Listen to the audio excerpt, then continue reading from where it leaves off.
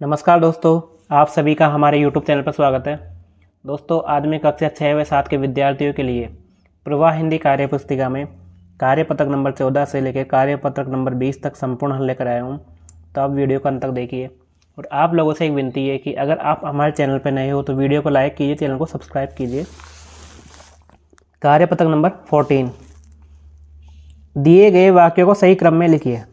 ठीक है, जैसे कि अपने पास वाक्य दिया गया है, परिधि फटती कविता है, तो उसको क्रम से लिखना है। जैसे कि परिधि कविता फटती है। उसी प्रकार रानी जाति से बस बाड़मेर है, रानी बस से बाड़मेर जाती है। रेलगाड़ी स्वाना का सफ़र होता है, तो रेलगाड़ी का सफ़र स्वाना होता है। मैं बहुत अनाज गढ़साना है होता, तो गढ़साना में बहुत अनाज होता है। अंशी जून को 29 जन्मदिवस है मनाती, तो अंशी 29 जून को जन्मदिवस मनाती है। क्वेश्चन 2 है, नीचे दिए गए वाक्यों में स्थिति समझकर उसके बाद होने वाली संभावित घटना से मिलान कीजिए। जैसे कि पुष्पा स्वस्थता को अपनाती है, वह स्वस्थ रहती है, तो इसको इससे मिलान करना है। ताराचंद विद्यालय बहुत कम आता है, तो वह अनुत्तीर्ण हो जाएगा। ममता अपनी बच्ची को घर पर ही पढ़ाती है, वह पढ़ने में होशियार है। राजा प्रजा को बिना वजह दंडित करता है, तो जनता तख्ता पलट करेगी। चैत्र महीना चल रहा है, तो वैशाख महीना आने वाला है।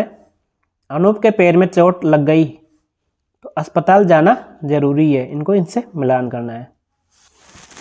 क्वेश्चन 3 है, दिए गए वाक्य को पढ़कर क्रमबद्ध लिखिए। तो वह अध्यापकों का सम्मान करता है। मदन सुबह जल्दी उठता है, नहाने के बाद खाना खाकर विद्यालय जाता है।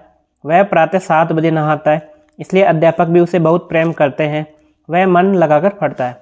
तो जो अपने पास वाक्य दिए गए इनको क्रमबद्ध लिखना है। जैसे कि मदन सुबह जल्दी उठता है, वह प्रातः 7 बजे नहाता है, नहाने के बाद खाना खाकर विद्यालय जाता है, वह मन लगाकर पढ़ता है, वह अध्यापकों का सम्मान करता है, इसलिए अध्यापक भी उसको बहुत प्रेम करते हैं।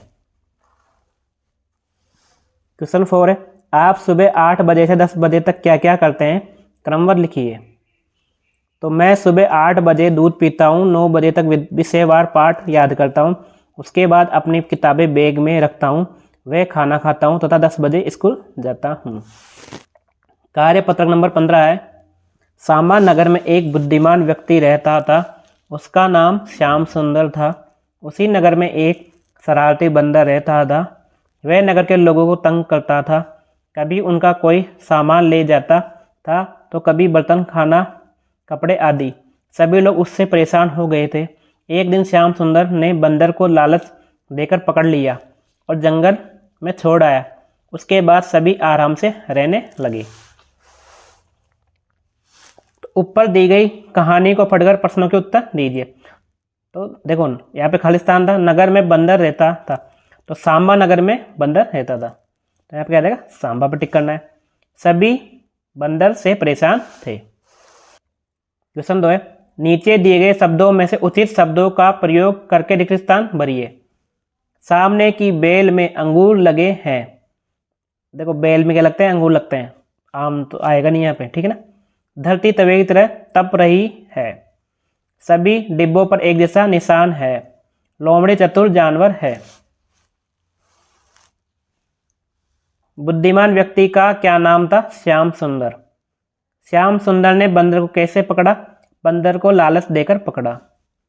सभी आराम से कब रहने लगे, जब बंदर को जंगल में छोड़ दिया, तब सभी आराम से रहने लगे। कार्यपत्रक 16 है, दिए गए वाक्यों के लिए एक शब्द लिखिए। इस साल का पहला महीना कौन सा था, जनवरी।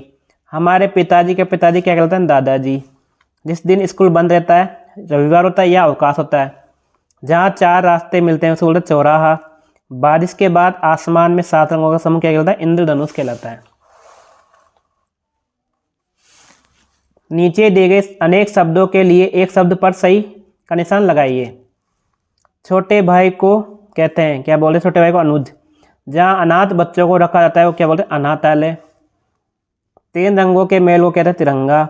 जो मिट्टी के बर्तन बनाता है उसे बोलते हैं खुमार। मिठाई बनाने वाला क्या होता है? हलवाई। दिए गए समूहवाची शब्दों के लिए उचित विकल्प चुनकर सही का निशान लगाइए। जैसे नोटों की क्या बोलते हैं? गड्डी, तो गड्डी बोले नोटों को, तो लच्छी नहीं बोलते हैं, ठीक है ना। तो पर्वतों की श्रृंखला बोलते हैं, ठीक है ना, यानी पर्वतों की श्रृंखला होती है, कड़ियाँ नहीं होती। फूलों का गुलदस्ता होता है। लोगों की भीड़ होती है। भेड़ बकरियों का रेवड़ होता है। सैनिकों की टुकड़ी होती है। इन पे टिक लगाना है। कार्यपत्रक नंबर 17 है, दिए गए शब्द जाल में से संज्ञा शब्द ढूंढकर संज्ञा शब्दों का वाक्यों में प्रयोग कीजिए। तो देखिए यहाँ पे एक शब्द जाल दिया गया है, इसमें संज्ञा शब्द ढूंढना है।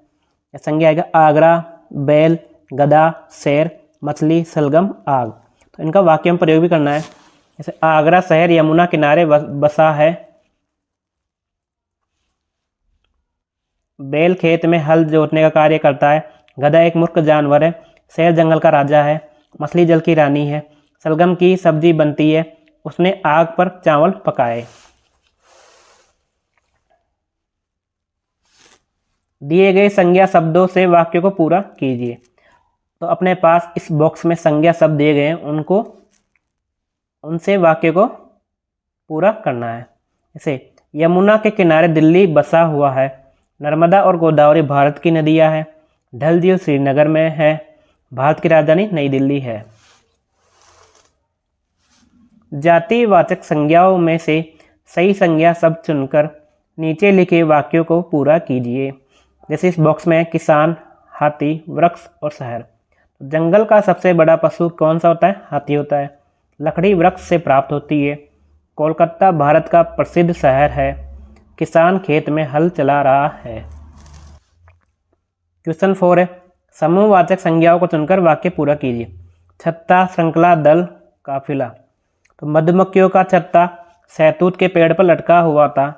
ऊँटों का काफिला मेले की शोभा बढ़ा रहा था। पहाड़ों की श्रृंखला दूधिया चांदनी में नहा रही थी। डाकुओं का दल अस्त्र शस्त्र के साथ घोड़ों पर सवार था। कार्यपत्रक 18 है, निम्नलिखित शब्दों के लिंग बताइए। तो शब्द आएंगे इस साइड में, इसमें आएंगे लिंग। तो सम्राट क्या आ जाएगा? पुल्लिंग। नानी स्त्रीलिंग। कौवा पुल्लिंग। नदी स्त्रीलिंग। कविता स्त्रीलिंग। उसी प्रकार शब्द सोमवार पुल्लिंग। हाथी पुल्लिंग। हिमालय पुल्लिंग। मोहिनी स्त्रीलिंग। कोयल स्त्रीलिंग। रेखांकित शब्दों के लिंग परिवर्तन कर रिक्त स्थान को पूरा कीजिए। तो वर क्वेश्चन 2 है, रेखांकित शब्दों के लिंग परिवर्तन कर रिक्त स्थान को पूरा कीजिए। तो वर और वधू को सब लोगों ने आशीर्वाद दिया। राधा की पुत्री और पुत्र दोनों ही गुणी हैं। गाय में दूध देती है और बैल खेतों में काम करते हैं। मोर जितना सुंदर होता है मोरनी उतनी सुंदर नहीं होती। एक ही किताब से लड़का और लड़की दोनों पढ़ रहे हैं। टेबल, पेन, किताब, घर, पेड़, गाय, बकरा, केली, राह, कार्यपत्रक। ऊपर लिखे शब्दों के लिंग छांटकर लिखिए। तो इस साइड में हमें पुल्लिंग शब्द लिखने हैं, इस साइड में स्त्रीलिंग शब्द लिखने हैं। जैसे पेन, घर, पेड़, बकरा, कार्यपत्रक, ये सभी पुल्लिंग हो जाएंगे। टेबल, किताब, गाय, केली, राह, ये सभी स्त्रीलिंग हो जाएंगे। कार्यपत्रक नंबर 19 है, सामने दिए गए अर्थ से मुहावरों का मेल कीजिए। अंधे की लकड़ी एकमात्र सहारा। नाक में दम करना परेशान करना। कमर कसना तैयार होना। कान पर जूं न रेंगना किसी बात का असर न होना। पीठ दिखाना कायरता दिखाना। क्वेश्चन 2 है, नीचे लिखे वाक्यों को कोष्टक में दिए शब्दों में से चयन कर पूरा कीजिए। अक्ल बड़ी या भैंस। कुत्ते की दुम टेढ़ी। भैंस के आगे बीन बजाना। ऊंट के मुंह में जीरा।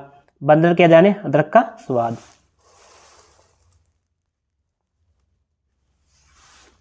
तो मुहावरों का अर्थ लिखते हुए वाक्यों में प्रयोग कीजिए। टूट पड़ना का अर्थ है झपटना। तो वह लड्डू देखते ही टूट पड़ा। इसी प्रकार खिल उठना खुश होना। तो वाक्य में प्रयोग हो जाएगा, अपने मित्र को देखकर मोनू खिल उठा। ठान लेना दृढ़ निश्चय कर लेना। तो मोनू ने ठान लिया कि इस बार वह कक्षा में प्रथम आएगा। दंग रह जाना आश्चर्यचकित होना। तो मजदूर के पुत्र को राष्ट्रीय स्तर खेल प्रतियोगिता में प्रथम आते देख गांव वाले दंग रह गए। मुंह ताकना दूसरों पर निर्भर रहना। जब राहुल मुंह ताकते हुए थक गया तो उसने अपना काम स्वयं कर लिया। कार्यपत्रक 20 है। नीचे लिखी कविता को पढ़कर पूछे गए प्रश्नों के उत्तर दीजिए। नाव लहर में मचल रही है, धीरे धीरे उछल रही है, कभी बड़ी तेजी से बढ़ती, कभी कभी वह संभल रही है। चलती जाती दूर दूर तक, बहती जाती दूर दूर तक, नाव हमें लगती है सुंदर, कहीं शहर को निकल रही है। नाव उछल रही है में आएगा लहर में। नाव कहाँ उछल रही है? लहर में। नाव हमें लगती है सुंदर।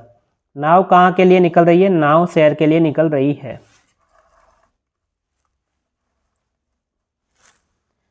कविता को समझते हुए अपने शब्दों में लिखिए। नाव जो बहुत सुंदर है, लहरों पर सैर करने निकली है। वह कभी उछलती है, कभी धीरे धीरे चलती है, कभी तेज चलती है तथा संभलती है। इस तरह नाव दूर दूर तक जा रही है। विलोम शब्द लिखिए। पास पास का हो जाएगा दूर दूर, धीरे धीरे का तेज तेज, कभी कभी, सदा या हमेशा, बड़ी बड़ी, छोटी छोटी, सुंदर, बदसूरत, चलते चलते, रुकते रुकते।